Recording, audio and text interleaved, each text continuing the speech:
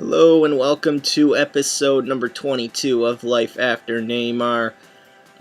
Going into this first game, we're going to be playing Fluminense. Of course, I've been looking up some regenerated players. I'm going to be making an offer to one of them in this episode. I think I've got 5 or 6 picked out that I might look at somewhere down the road, if not in this transfer window. But we're playing here 38th minute. This was a really odd game for me.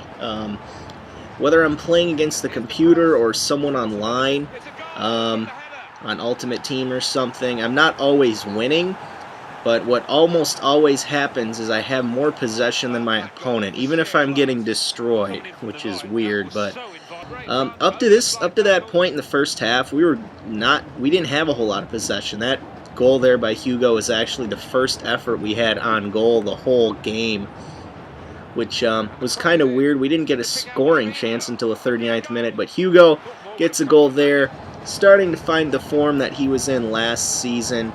Of course, he's still not a very highly rated player, and he's not particularly good at anything, but he did get a goal right there. And look at this, Michael Jansch, who probably has a finishing stat of like 18, finishes here with a nice little left-footed shot off the corner.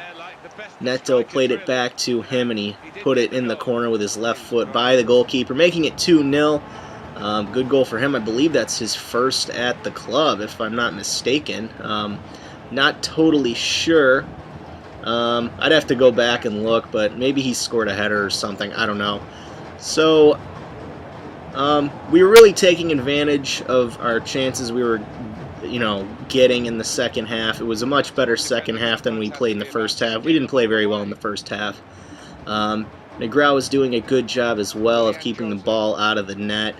And Rubinho gets on the ball here. We don't really need a goal, but he's working, trying to get some space, trying to make something happen to get a third. And Rubinho's going to cut back here and finesse this one into the corner, and he makes it 3-0. 12 goals in all competitions for Rubinho. I knew he would probably score a lot of goals, and I know I've said that I just wanted to have mainly youth players, which is probably what I'm going to be doing for the rest of this episode, for the rest of this series anyway. Rubinho, just wanted him there because I've always liked him, and thought it'd be cool to have him back at Santos since we had the funds to bring him back. But Rui Pauleta, we get a transfer offer here from Trapani to send him there. He's a player that we don't really use. He's like our 4th choice goalkeeper. Borges de Carvalho also accepted our contract offer. We beat Fluminense 3-0, and we'll jump right into this game against Botafogo. Playing a lot of our reserves, a lot of our 2nd choice players. But right here, they launch an attack. Excuse me. But here's Gabriel launching an attack, some poor defending on my part, and they take advantage of that. Marcelo Matos, scoring in the 57th minute, making it 1-0. We didn't really have a whole lot of chances. I had Everton Costa and Victor Andrade up front. Victor Andrade, I don't get him on career mode. I just don't. I don't know. I just don't like him that much. Even though he's quick and he has very high potential, I think he can get into like the mid-80s.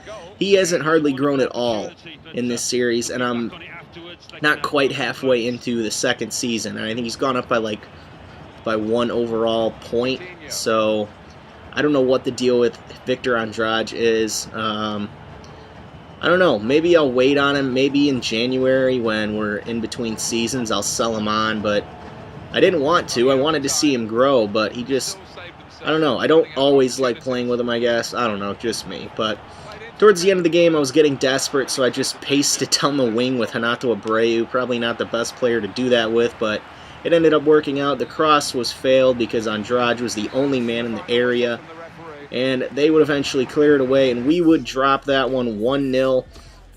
But Kaiser Chiefs, we would decide to send them an offer for Tomas Musso, who is the regen for Juan Roman Riquelme, and at 18 he already looks to be a pretty promising player.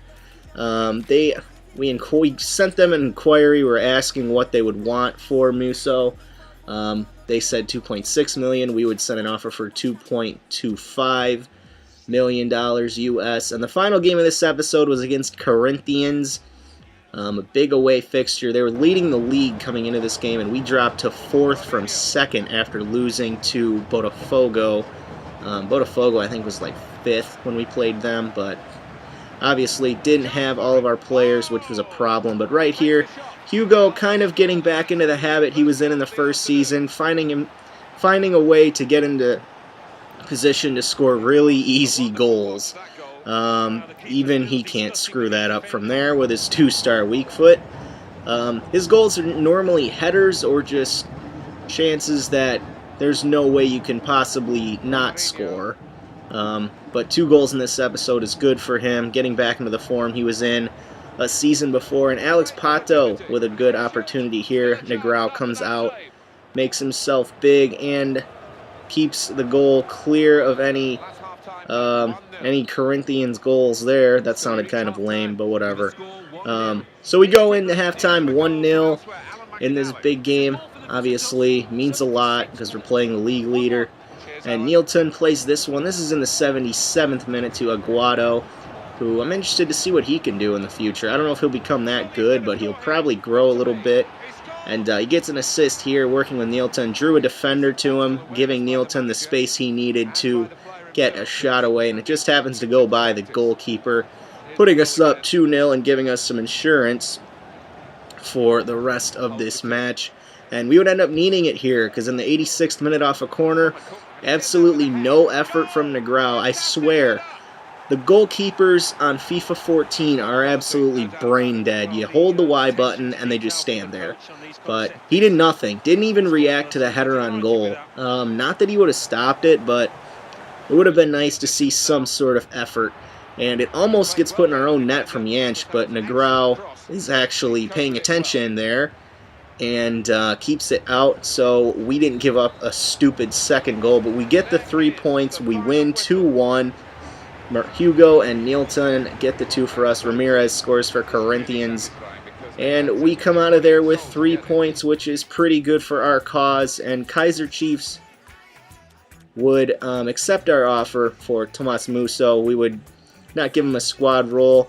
We'll have to wait to see if he accepts our contract offer. They accepted our transfer fee of $2.25 million. But that is the end of this episode. If you enjoyed, leave a like, comment, whatever. That's all for this episode, and I will see you next time.